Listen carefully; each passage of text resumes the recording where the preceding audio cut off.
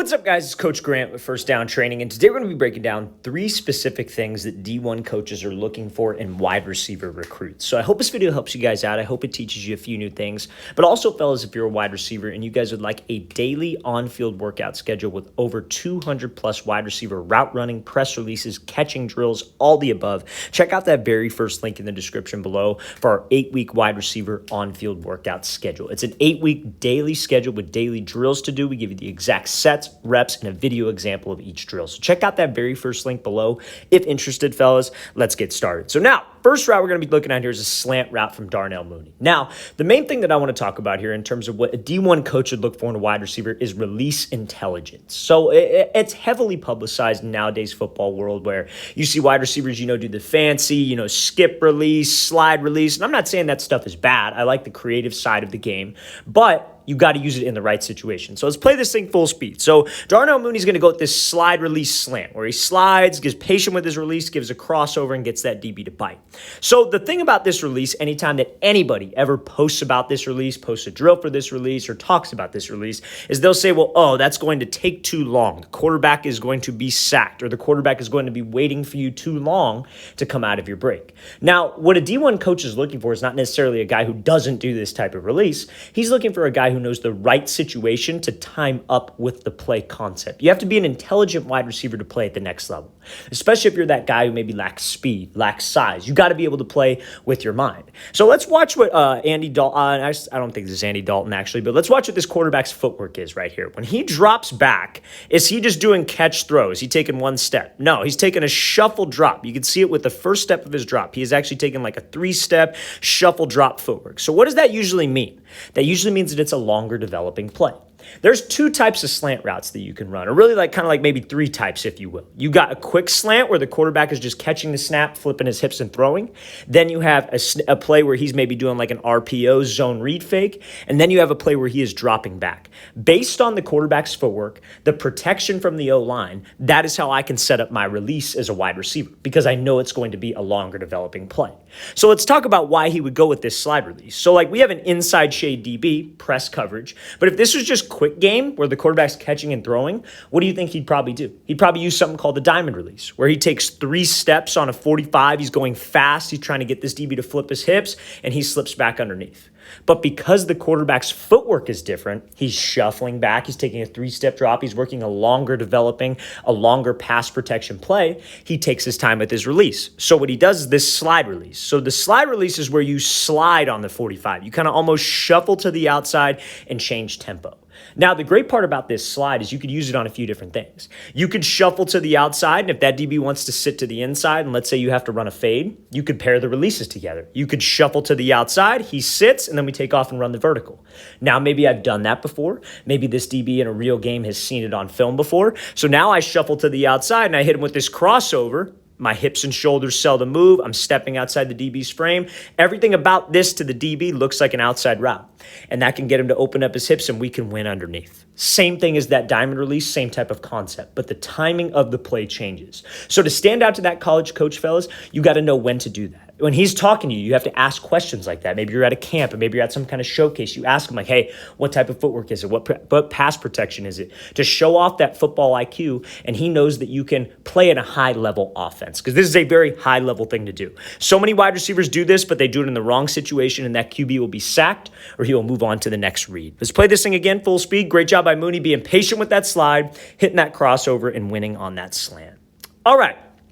So now, next clip we're going to be talking about here is a common mistake that you see from wide receivers when they're trying to run routes, beat one-on-one coverage. Now, I know a lot of you are in high school and maybe youth level, and you don't maybe necessarily see this type of look, press coverage all the time. But I still want to talk about it because, obviously the goal of everything that we do, we want to help your skills improve, we want to help you get better, but we want you to play at the next level. And when you're at the next level, you're going to see man coverage. You're going to see physical press. You're going to see patient press. You're going to see off coverage. You're going to see catch technique. We want to prepare you for all of these things so it's not a surprise. And when you're in a situation like a camp, a showcase, combine, whatever, and you have to show out in front of a college coach, you're prepared for these situations. So this is a bad example of a wide receiver forcing a release. And this is something that a college coach does not want to see because he wants to see if you can play in a high-level offense and what they are trying to do. So let's play this full speed. So this isn't like a bad route, just the spacing of the route is going to be off. So this is like, I would call this maybe just like a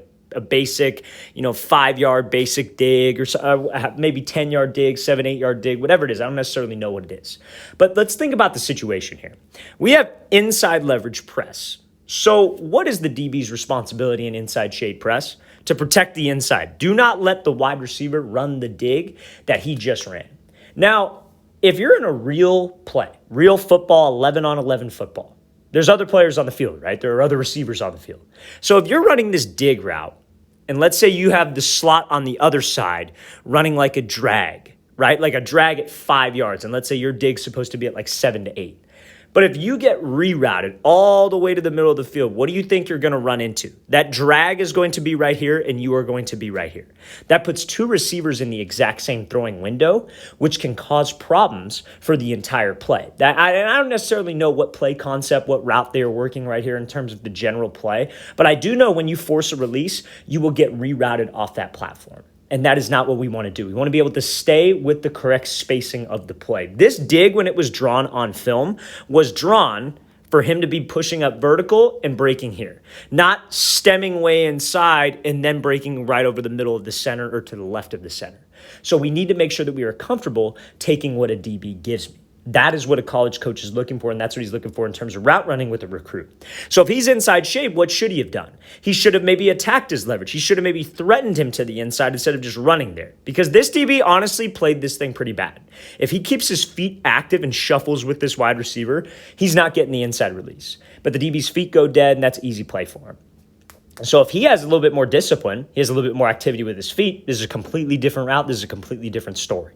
But as a receiver, you have to get comfortable taking what he gives us, like I said. So we attack his leverage inside, maybe we get him to move, and then, okay, I take the outside release. Now I'm back on my straight line, and I can push up vertical with spacing of the play. Because maybe this drag route is supposed to take the middle linebacker out of the play, and then now I'm open on the dig. But because I ran the inside stem, like on this example, that could screw it up.